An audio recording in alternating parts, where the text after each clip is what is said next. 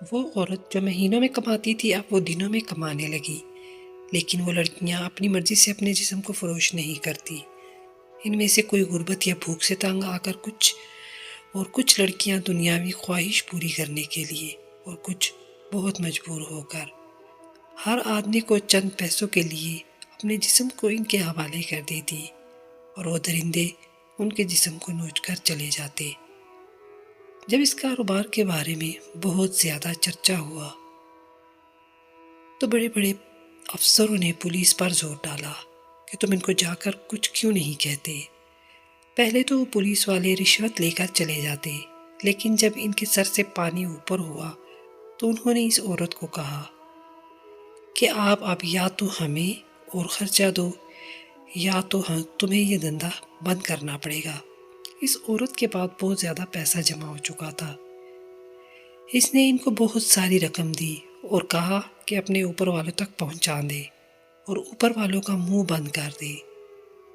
ایک دن بہت ہی خوبصورت اور حسین و جمیل لڑکی اس کوٹھی کے دروازے پر آئی۔ وہ عورت اس کو دیکھ کر بہت خوش ہوئی، یہ بھی کوئی اپنے جسم کو فروخت کرنے والی ہوگی، اور اس کا حسن دیکھ کر وہ تو پاگل ہی ہو گئی۔ اب وہ اسے اپنے کمرے میں لے آئی اور اس کو سب کچھ بتانے کے بعد اس کو اپنے کمرے میں بٹھا دیا، اور تھوڑی ہی دیر میں ایک بہت بڑا افسر اس کوٹھے پر آیا۔ تو وہ عورت اس لڑکی کے کمرے میں اس کو لے گئی، لیکن وہ افسر تھوڑی ہی دیر بعد واپس چلا گیا۔ پھر دوسرے دن بھی ایسا ہوا، جو کہ کوئی نوجوان بھی آتا تو وہ بغیر کچھ کہے وہاں سے چلا جاتا۔ اس عورت کا کاروبار بالکل ڈاؤن ہو رہا تھا۔ پھر ایک مرد اس لڑکی کے کمرے میں آیا، لیکن پھر وہ بھی چند لمحوں بعد ہی واپس چلا گیا۔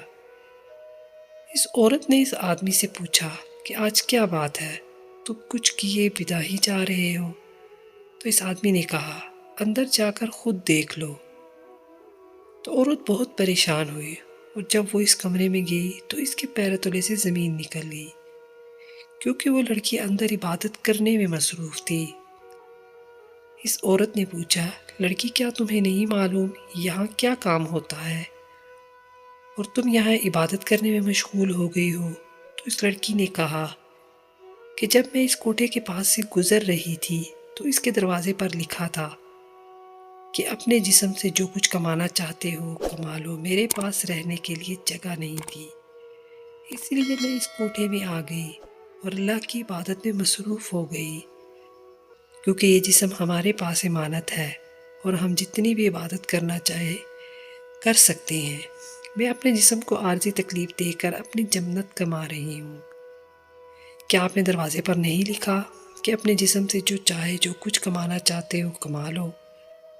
تو اس عورت نے کہا ہاں، تمہاری بات بالکل درست ہے، میں نے یہ ضرور لکھا ہے، لیکن میں نے اس کام کے لیے نہیں لکھا۔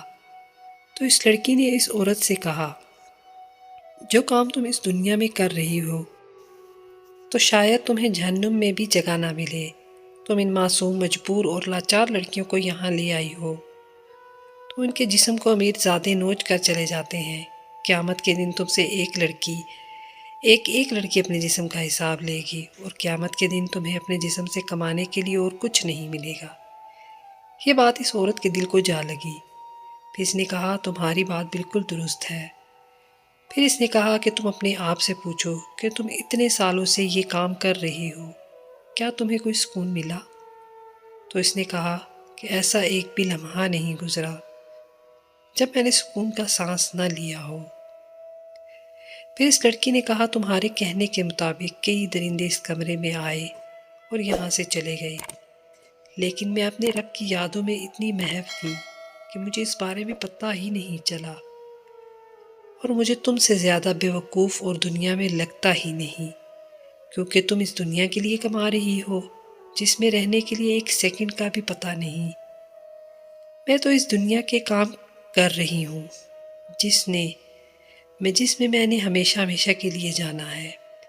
یہ سن کر وہ عورت اسی وقت سجدے میں گر گئی اور اللہ تعالیٰ سے گڑ گڑا کر معافیا مانگنے لگی اور دوبارہ اس کام سے توبہ کر لی۔